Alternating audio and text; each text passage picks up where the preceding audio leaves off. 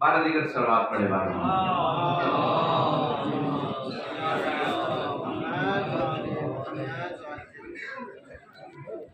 تمام مہمانان گرامی کو خوش آمدید کہتے ہیں اور زیادہ اختصار کروں آغا صاحب کو ٹائم دوں گا انشاءاللہ۔ بعض علماء نے امام زمانہ علیہ السلام کے حوالے سے 72 آیتیں جمع کی۔ ہمارے اہل سنت محترم علماء بھی تشریف فرما ہیں، یہ بھی کربلا کے 72 شہداء کو بڑی قدر کی نگاہ سے دیکھتے ہیں۔ تو گویا یہ عالم دین کہنا یہ چاہتے ہیں اہل سنت مصادر میں بھی، شیعہ مصادر میں بھی، جو امام مہدی علیہ السلام کے حوالے سے جو آیتیں آئی ہیں وہ 72 کو انہوں نے جمع کی۔ ان کے نقطہ نگاہ میں 72 آیتیں ہیں قرآن میں، سنی شیعہ مصادر کا حوالہ دیا۔ گویا وہ کہنا یہ چاہتے تھے کہ 72 شہدائے کربلا کی قربانی کے نچوڑ کا نام مہدی منتظر ہے، اور کربلا کی تحریک جو تھی، کربلا کا انقلاب جو تھا، اس میں بھی راز یہی تھا کہ آخری حسین کے لیے زمین ہموار کرنا تھی۔ مولانا عقیل صاحب بڑی عقل والی بات عرض کر رہا ہوں، اور عقیل ہوتے ہی ہوئی ہے کہ جو اس میڈیا کے دور میں، اس ریسرچ کے دور میں امام زمانہ کو مان لے، ایک درود پڑھے بار محمد و آل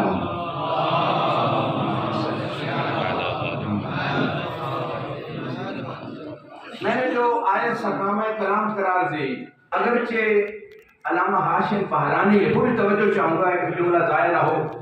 علامہ ہاشم بہرانی نے ایک کتاب تالیف کی جس کا نام ہی یسوع حویش میں موجود ہے، علماء کے پاس یقیناً موجود ہوگی۔ 1000 آیہ نزلت فی علی ابن ابی طالب، کہ علی کی شان میں 1000 آیت آئی۔ یہ ایک عالم دین کی تحقیق ہے، لیکن خود اگر معصوم سے پوچھا جائے کہ آپ کے ہاتھ میں کتنا قرآن آیا، فرمایا ربع القرآن نزل فینا، چوتھائی حصہ قرآن ہمارے فضائل میں آیا۔ ربع القرآن نزل فی ذم اعدائنا، چوتھا حصہ قرآن کا ہمارے دشمنوں کی مذمت میں آیا ہے۔ ربع القرآن فی الحلال والحرام، چوتھا حصہ قرآن کا حلال و حرام میں آیا ہے۔ ربع القرآن فی القصص والعبر، اور آخری چوتھا حصہ عبرتوں کے لیے آیا ہے۔ وَلَقَدْ آتَيْنَا سَبْعًا وَلَقَدْ آتَيْنَاكَ سَبْعًا مِنَ الْمَثَانِي، جو آیت سرنامہ کلام قرار دی، امام زمانہ کی شان کا جملہ عرض کر رہا ہوں۔ اے حبیب، ہم نے آپ کو سبعًا من المثانی، 7 آیتیں 2 مرتبہ عطا کی۔ اس میں لمبی تحقیق ہے، بس جو مشہور ہے میں وہ عرض کرنا چاہتا ہوں کہ 7 آیتیں سورہ فاتحہ کی 7 آیتیں 2 مرتبہ عطا کی۔ گویا اللہ یہ کہنا چاہتا تھا کہ ظاہر قرآن میں بھی 2 مرتبہ یہ 7 آیتیں عطا کی، اور 7 اور 7 کو جمع کیا جائے تو باطن قرآن میں ہم نے آپ کو 14 آیتیں عطا کی۔ وَلَقَدْ آتَيْنَاكَ سَبْعًا مِنَ الْمَثَانِي وَالْقُرْآنَ الْعَظِيمِ، یہ قرآن عظیم جو پڑھتے ہیں ہم، یہ بھی حجت ہے، یہ بھی رسول اسلام کو ملا، لیکن ایک باطن قرآن بھی ہے۔ پوری توجہ چاہوں گا۔ وَمَا يَعْلَمُ تَعْوِيلَهُ إِلَّا اللَّهُ وَالرَّاسِخُونَ فِي الْعِلْمِ، کہ اللہ کے علاوہ اور راسخون فی العلم، محمد و آل محمد کے علاوہ اس قرآن کی تعویل جانتا کوئی نہیں ہے۔ اہل علم تشریف فرمائے، یقیناً اس بات کی تصدیق کریں گے، ان کے مطالعے میں ہے۔ رسول خدا کا مشہور فرمان ہے، انا قاتلت علی التنزیل وانت تقاتل علی التعویل۔ اے علی، میں نے قرآن کے نازل ہونے میں میرے سے جنگیں ہوئی، رسول نے کوئی جنگ خود نہیں لڑی، ساری جنگیں دفاعی تھی۔ اور یہ اسلام پہ دھبا لگایا گیا، بہتان لگایا گیا کہ اسلام تلوار کے زور پہ پھیلا۔ اسلام تلوار کے زور پہ نہیں پھیلا۔ جتنی جنگیں ہوئی تاریخ میں رسول اسلام سے لڑی گئی، اور فرمایا وانت تقاتل علی التعویل، اے علی تو تعویل پہ جنگ کرے گا، تو تعویل پہ جنگ کرے گا۔ بس اتنا کہنے دیجئے مجھے اس مقام پہ، وہ تعویل ہے کیا؟ قرآن کی آیت کہہ رہی ہے تعویل اللہ جانتا ہے یا راسخون فی العلم جانتے ہیں؟ کوئی اللہ کے رسول روایات بھی بتا رہی ہیں، آیات کی تفاسیر میں جو روایات ہیں وہ بھی بتا رہی ہیں۔ اے علی، آپ سے اس بات پہ جنگ لڑی جائے گی کہ جو آیتیں آپ کی شان میں آئی ہیں ان سے انکار کر کے جنگ لڑی جائے گی۔ ایک درود پڑھے بار محمد۔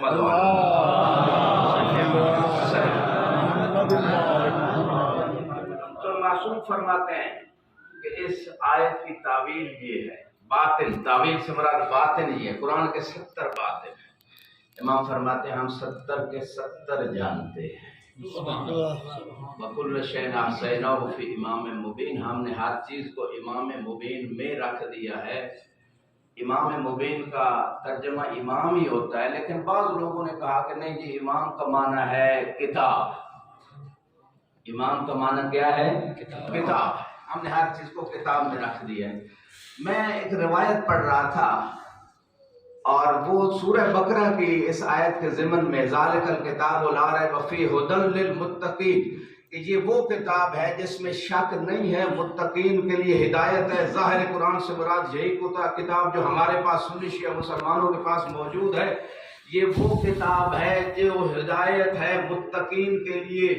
اور جب اس کی تعبیر کو دیکھا، جب اس کی تفسیر کو دیکھا، سلیم صاحب پوری توجہ چاہوں گا، دل میں مزید، آپ پہلے سلیم ہیں، مزید سلیم ہو جائیں گے۔ یوم لا ينفع مال ولا بنون الا من اتى الله بقلب سلیم، اور قلب سلیم ہوتا ہی وہی ہے جس کے دل میں محمد و آل محمد کی مودت اور محبت موجود ہو۔ لہذا معصوم فرماتے ہیں ذالک الکتاب لا ریب فیہ، ظاہر قرآن یقیناً لا ریب فیہ ھدی للمتقین ہے۔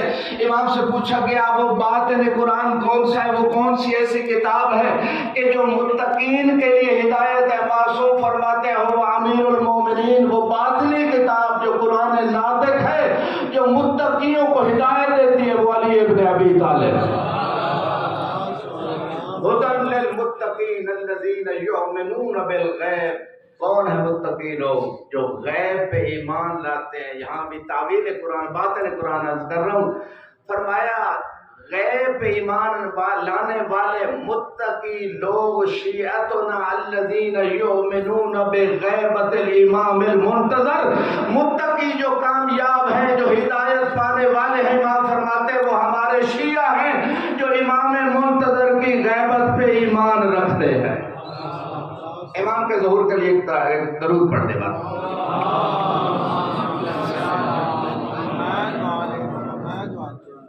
ایک اور مقام پہ ارشاد ہوتا ہے والعصر ان الانسان لفی خسر الا الذین آمنوا وعملوا الصالحات۔ اگرچہ میں روایات عرض کر رہا ہوں، میں باطن عرض کر رہا ہوں، ظاہر قرآن کا منکر بھی اسلام سے خارج، اور تعویل قرآن، نص قرآن سے تعویل قرآن، باطن قرآن کا منکر بھی عمدن جو منکر ہے وہ بھی اسلام میں باقی نہیں رہتا۔ لہذا تعویل اور باطن عرض کر رہا ہوں روایات کی روشنی میں۔ عصر کی صورت مولا علی کی شان میں آئی، لیکن ایک اور روایت کہتی ہے والعصر ان الانسان لفی خسر، جس عصر کی قسم خدا کی قسم کائنات اٹھاتی ہے، قسم شرعی جیسے کہ علماء تشریف فرمائے، اللہ کی قسم اٹھانے سے ہی وہ کفارہ اگر مخالفت کی جائے، لیکن کیا کہنے ان ہستیوں کے کہ خود اللہ ان کی قسمیں اٹھا رہا ہے۔ والعصر ان الانسان لفی خسر، روایت کہتے ہیں امام فرماتے ہیں اللہ نے امام زمانہ کے ظہور کے عصر کی قسم اٹھائی۔ کبھی فرمایا والشمس وضحاها والقمر اذا تلاها والنهار اذا جلاها۔ ظاہر قرآن پہ اتنا وقت نہیں ہے، میں باطن قرآن کی روایات عرض کر رہا ہوں، اور سورج کی قسم، اللہ سورج کی قسم اٹھا رہا ہے۔ والشمس وضحاها، وہ سورج کون ہے اور اس کی وہ نورانیت اور روشنی، وہ کون ہستی ہے جس کی نورانیت اور روشنی کی قسمیں اللہ اٹھا رہا ہے۔ روایت کہتی ہے اللہ اپنے حبیب سے کہہ رہا ہے میرے حبیب تو شمس ہے اور تیرے نورانی چہرے کی مجھے قسم ہے۔ والشمس وضحاها والقمر اذا تلاها، اور مجھے اس چاند کی قسم، سجاد سب جملہ آپ کے حوالے عرض کر رہا ہوں، والقمر اذا تلاها، مجھے اس چاند کی قسم جو سورج کے پیچھے پیچھے آتا ہے کائنات میں۔ سنی شیعہ علماء نے اتفاق کیا، مولا علی کا وہ فرمان مبارک جوار علی میں بیٹھے ہو، میں رسول کی ایسے اتباع کرتا تھا جیسے ناکا کا بچہ ناکا کے پیچھے پیچھے چلتا ہے۔ گویا اللہ کہہ رہے، روایت میں بھی اللہ کہہ رہے مجھے اس نورانی چاند علی کی قسم جو تیرے پیچھے پیچھے چلتا ہے۔ مل کے ضرور پڑے بار محمد والا۔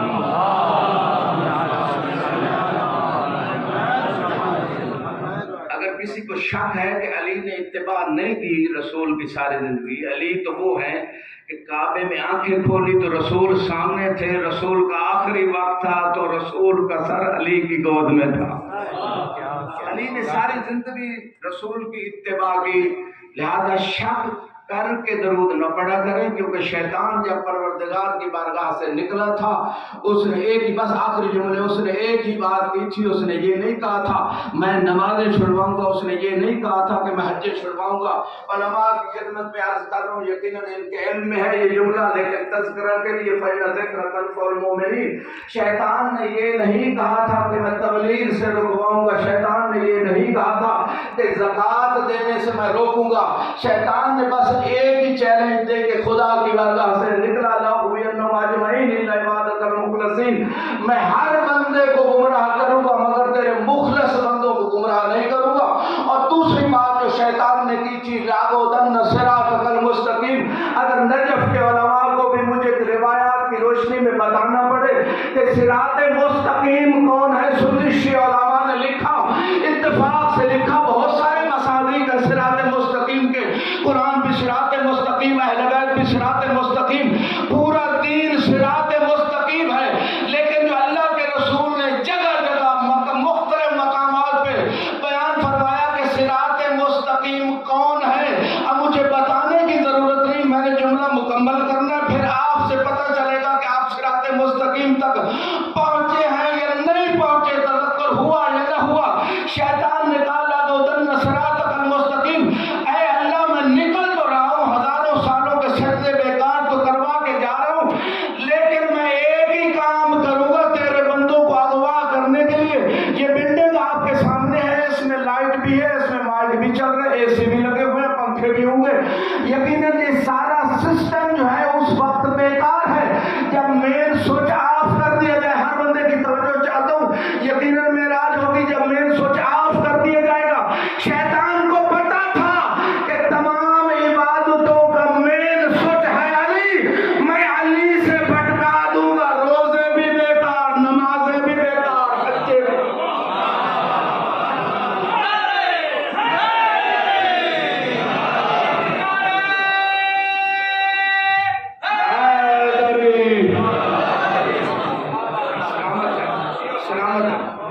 بس آخری جملے, اتنا بڑا مجمع اور علی کے دیوار میں. پاکستان میں لوگ کہتے ہیں اتنا بلند علی کا نعرہ لگائیں کہ نجف تک آواز جائے, اور نجف میں بیٹھ کے علی کے روضے تک بھی نہ جائے.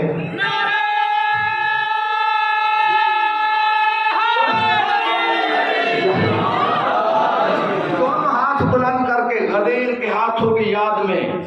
اب غدیر کو مولانا طارق جمیل نے بھی ویڈیو پیغام میں کہا کہ وہ حق ہے جو شیعہ کہتے ہیں من کن تو مولا ہو فہذا علی مولا. مولا کا معنی آقا و سردار ہے جو شیعہ کہتے ہیں. مولانا طارق جمیل جو تبلیغی جماعت والوں کے سب سے بڑے ہیڈ ہیں, وہ بھی یہی تبلیغ کر رہے ہیں. اور یہ مولانا طارق جمیل نے کوئی نئی تبلیغ نہیں کی, یہ وہی تبلیغ ہے جو غدیر پہ اللہ کے رسول نے کی تھی اور اللہ کے حکم سے کی تھی. اور اصلی تبلیغ ہی یہی ہے. توحید بچانا ہے, عقیدہ رسالت بچانا ہے. اور تبلیغ کیا تھی, یا رسول بلغ ما انزل الیک من ربک وان لم تفعل فما بلغت رسالتہ. اگر ولایت علی اور بارہ ائمہ کی امامت کے اعلان کے بغیر رسول کی رسالت نہیں بچتی تو کسی غیر کی عبادت کیسے بچ سکتی ہے.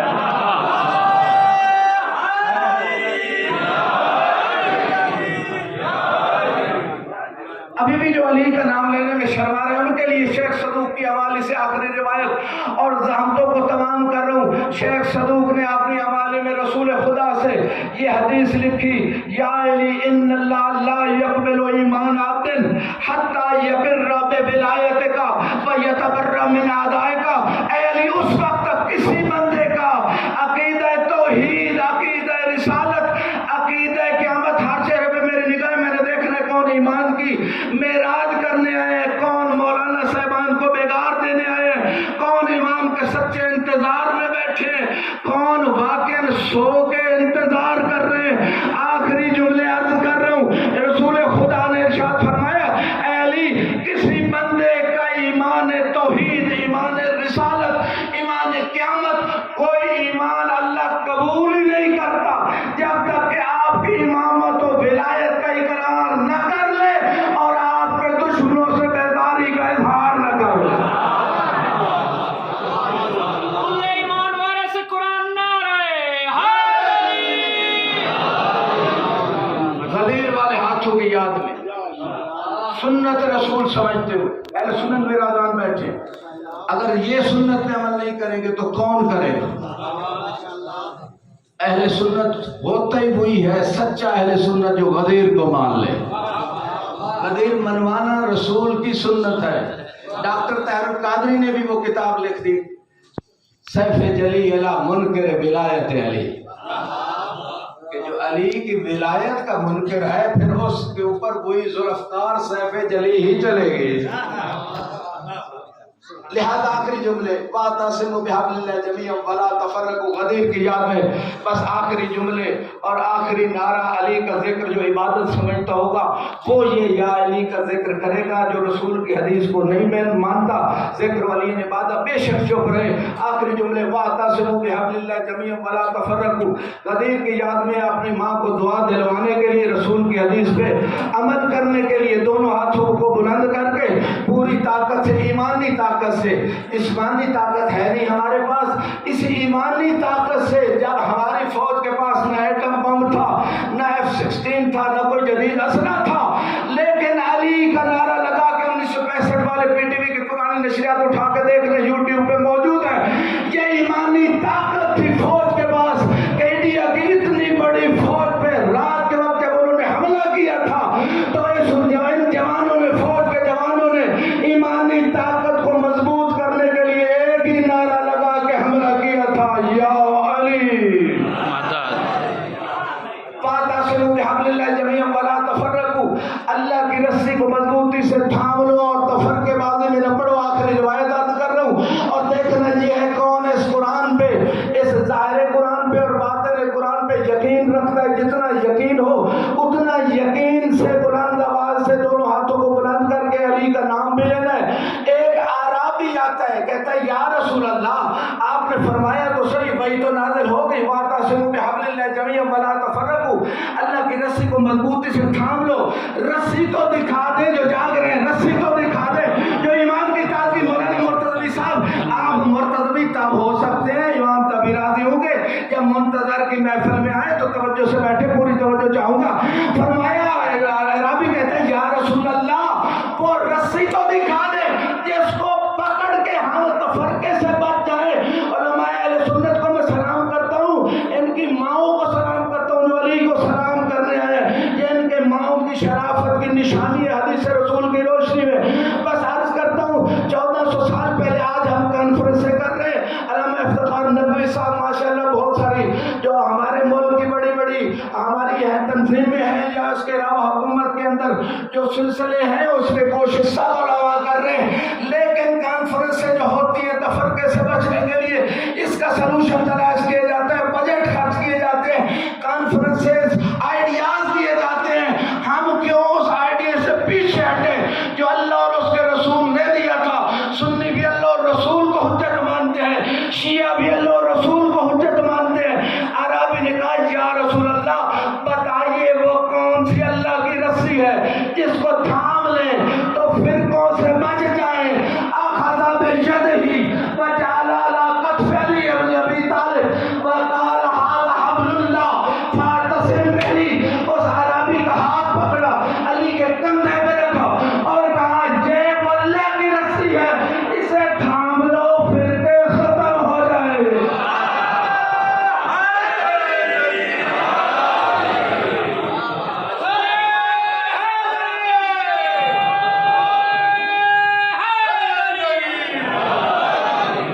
سب نے نعرہ لگایا لیکن دونوں ہاتھوں کو بلند کر کے غدیر کی یاد میں مل کے نعرہ حیدری